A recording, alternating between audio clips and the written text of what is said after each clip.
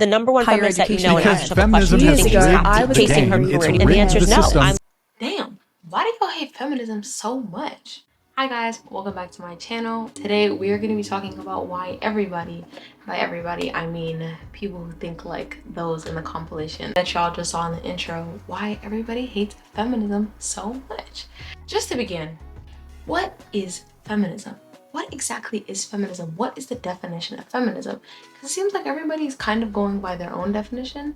The definition of feminism that I'm using for today's video is going to be the one found on Google via Oxford Dictionary, which is, and I quote, "the advocacy of women's rights on the basis of the equality of the sexes." This definition of feminism is what I've always used for feminism. It is the very definition by which I go by because I myself identify as a feminist. The critiques of feminism come from two major groups, men and women.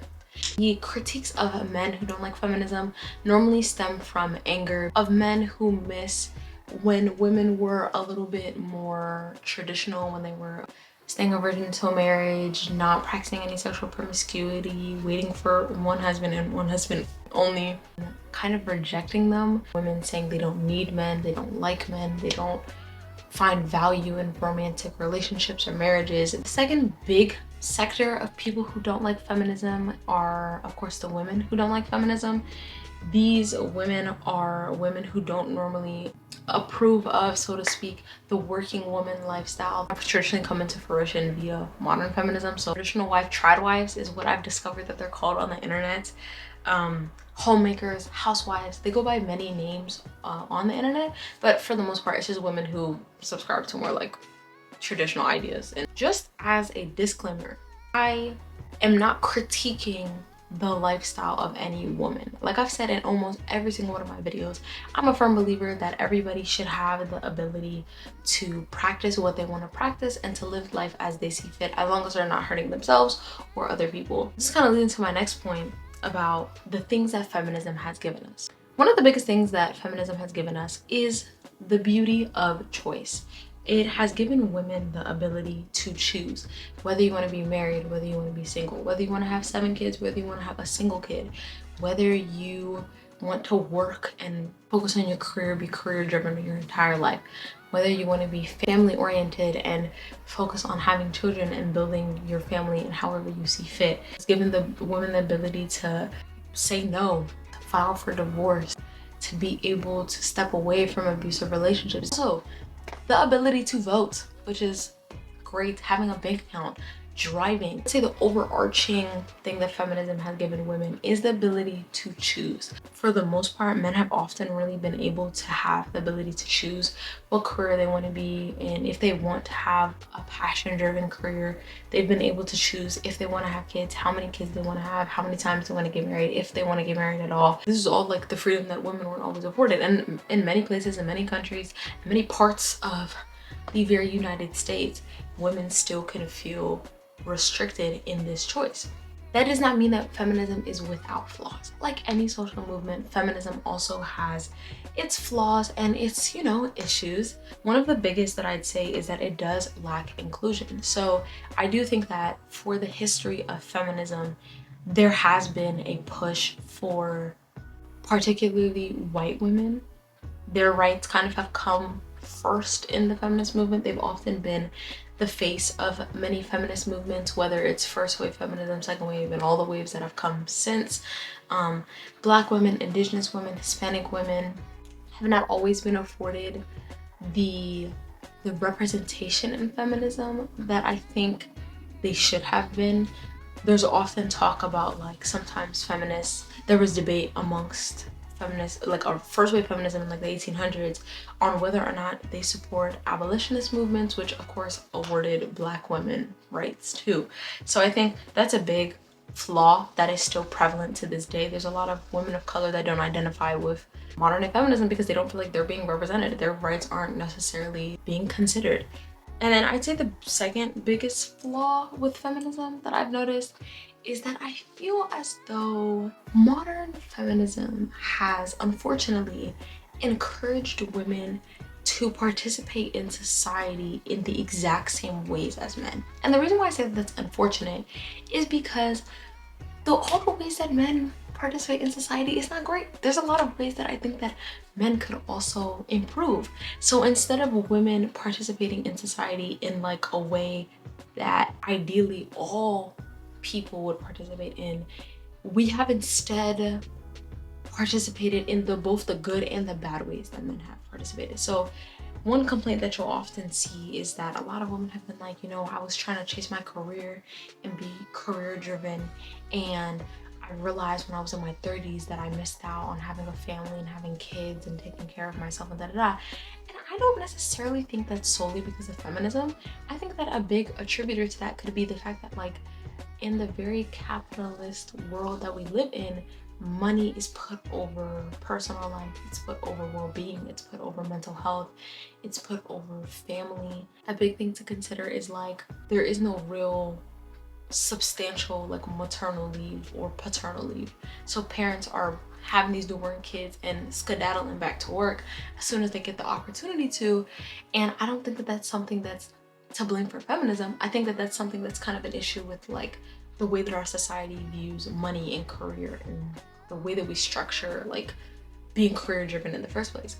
Another example is like sexual promiscuity. A lot of people really speak out against the increased sexual promiscuity of young women in our society, and I don't really think that this is something that is like can be once again wholly attributed to feminism. I think a big thing to consider is that men, especially at a young age, are encouraged to explore dating very casually, sow their oats, and like participate in dating with very little to no emotions and just like get those urges out. And now that women are able to participate in the same way, we're kind of noticing how like participating and interacting with each other in a very emotionless and almost like soulless way is not positively contributing to anybody. But instead of calling that out and being like, hey, maybe we shouldn't do this as people are being like, oh, women shouldn't do this. This is an issue with feminism. And it's like, no. I think that both men and women should cut out this behavior, because I don't think that it's necessarily beneficial to either group. Now, whether or not you agree with that is 100% for you to decide. If you believe that that type of like extreme promiscuity is what works for you. I just personally don't think that for many people, they use it as a way to escape from dealing with like their fear of connection, their fear of commitment, instead of like facing those fears head on. But I do think for some people that type of lifestyle just works for them. So I'm not really speaking against that, but I'm just saying in general, I think the general topic, we need to address it for both men and women instead of just targeting it directly at women.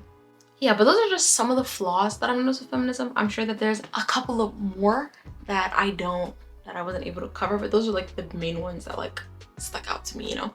So going back to the definition of feminism, and this is kind of the funny thing about definitions, is that, you know, when you use words, stay with me now, when you use words, they normally mean something. You know, like we've come up with this beautiful book and it's called the dictionary, and it has the definitions of words that we use, big and small. Big and small words, we have the definition in that book. So when people argue against feminism or what they believe feminism to be, the biggest issue with that is that they're arguing with what they believe feminism to be and not what feminism is, right? So your perception of feminism is more or less irrelevant when you're saying, oh, I'm a feminist, oh, I'm not a feminist. Because what you should be going by is not your perception, no, but by what the definition is. I think the most important thing is that when people hear me say, I'm sure there's a lot of people who are gonna watch this video and be like, oh, you said you're a feminist? Ew, does that mean you think that we don't need men? Does that mean you say we hate men? No, when did I say that? I said, I believe men and women should be seen as equal in society. I think that we should participate in society more or less in very similar ways. We should be afforded the same rights. Not that I hate men and that I think that all men should die. I don't think we need men. No, that's not what I said. So I think that like when you create your own definition, you could argue whatever you want. When I say I'm a feminist, I don't mean I hate men, I hate this. I mean, by the definition that the dictionary gave, I'm a feminist. Now one day when that definition changes to feminism women who hate men, then I'm not gonna identify as a feminist anymore because I don't believe that. It's very important when you're arguing against a movement, a word, a term, to argue against the definition, what it actually means, rather than what your perception of the word is. And I think that's the biggest issue with like the people in the beginning of the video that I mentioned that don't agree with feminism. It's because they don't agree with what they believe the definition to be, not necessarily what the definition actually is. For the last chapter, this is my final little conclusion with a pretty little bow on it. Feminism gave women the choice. It gives women the choice to do whatever they want, to the same capacity, more or less, that men, or at least it aims to, that men are able to. Just because I don't agree with the next woman who chose to do XYZ doesn't mean that I don't agree with her right to choose.